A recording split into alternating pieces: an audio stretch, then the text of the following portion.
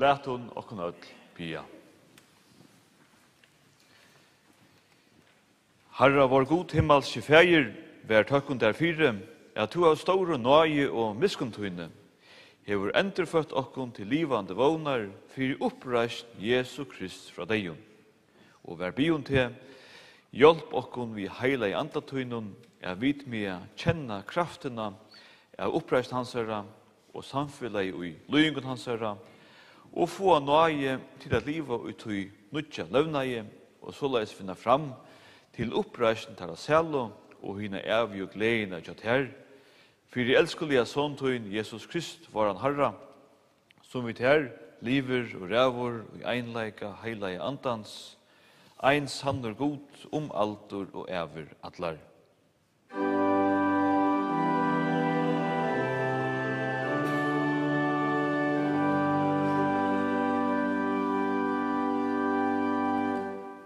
Så da stender skriva tja Johannes evangeliste.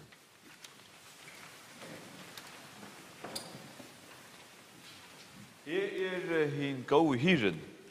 Hin gode hyren setter løvsut til fyrir seinar. Leiersveinen som ikke hyre, og som ikke eier seinar, ser ulven koma, og fer fra seienon og rymer, og ulveren rener teir og spjeier tar suntur. Jeg tror at han leiersveiner, og han legger ikke i seinar. Jeg hin gode hyren, og jeg kjenner munar, og munar kjenner meg, eins og jeg kjenner feiren, og feiren kjenner meg, og jeg setter lov mot til fire seinar. Amen.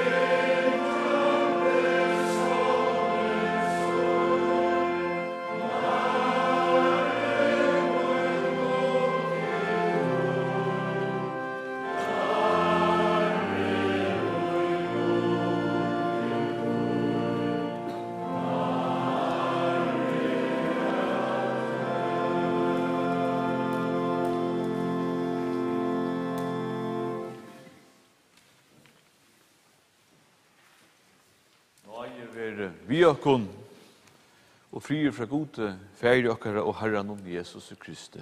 Amen. Læt hun okkon öll bia. Gode færi okkara, vi takkar deg for livet og for skapande verset. Takk for livsmåt og gåar dier du gav okkon, og takk for stol og styrk og i tungun døvun.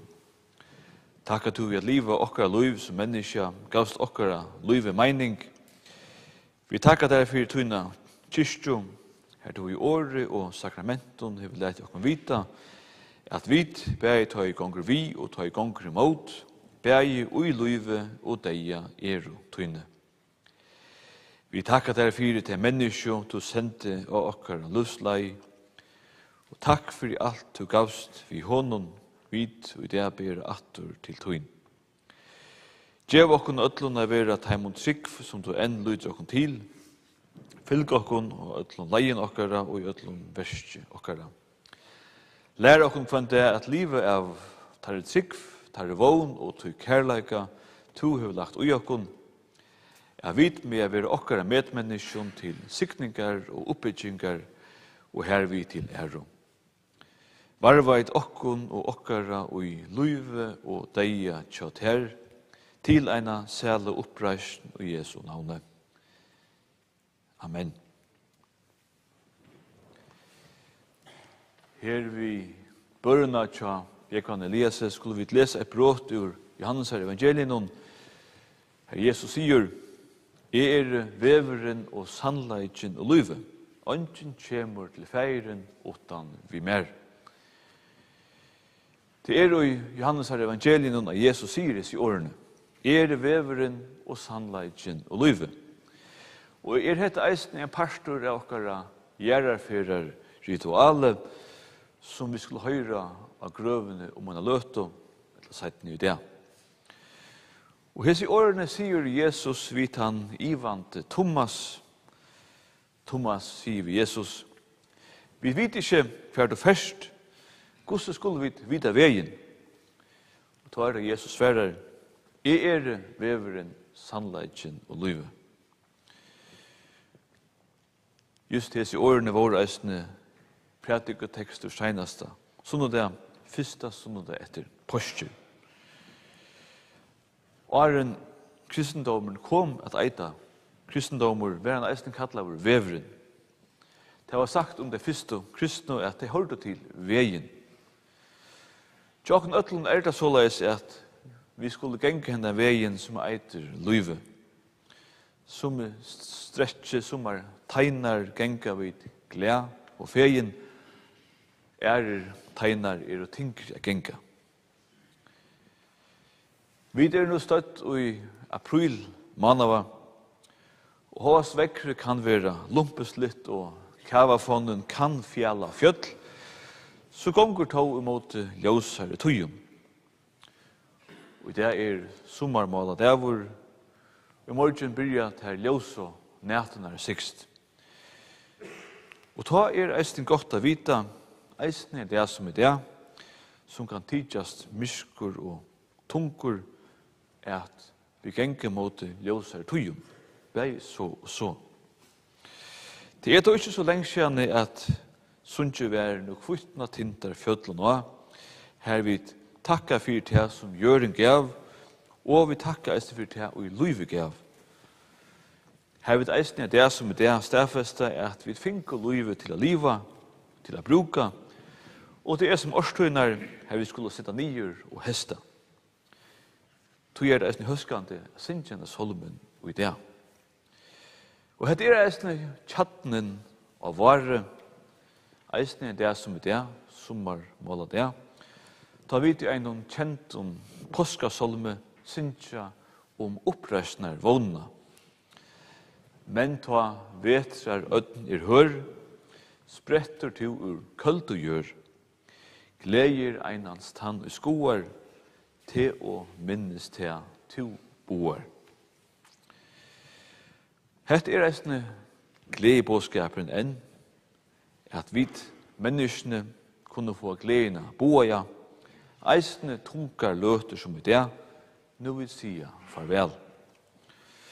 Og så i kristendommen alt ventet høtte, og det som vi vanlige, vit og skile og gåen, råkenskaper skje, åtte helt, jeg vet alls ikke ha oppe på det, ta få vi som mennesker vi en åre, nemlig nøyene. For en morgen mer i skål, ein nøye utan mål, rukt og man vettler, som Christian Matras tøyer den gamla King og Solmen. Og dette gjør det Jesus eisen vi har vist okkom veien. Veien genga her opp, resten av vognen som lust, som mynt av en blåmo, anten en rose eller påskablåmene vekser fram vi. Jesus veveren, så han gjekt han veien vid ikke meknavo, han gjør des menneska ein av okkara. Tøyer eisen talan bei kærleikans ve og sannleikans ve og livsens ve. Og til eisen tøyer at Jesus og Johannes evangelien brukar sånne ega binter seg sjølvan. Han kallar seg hin gåa hiran, livsens brei, hansens ljós og sjølvan vegin. Og nu vid nevnt og pratikoteksten til seinasta sundag, hvor så ikke eisen nevner han til kommande sundag, nu vid støtt her i vår tøyene, så han kommande sundag, anna sundag, etter påske sier at han hin gåa hiren. Han hin gåa hiren, som leier okkon eisne her ildgångt a genga. Hett den vognen vid eia, en vogn som ikke sast, så hei hun sast, så hei hun heldig ikke vere nokre vogn. Men det vi hese vogn, jeg vet det, eisne fyltja jekvanne Elias til gravar. Han var fødder hin 15. januar 1938 i Santa Vaje, døpter Johan Elias Thomasen. Foreldrene var Zacharias Gerleif Thomas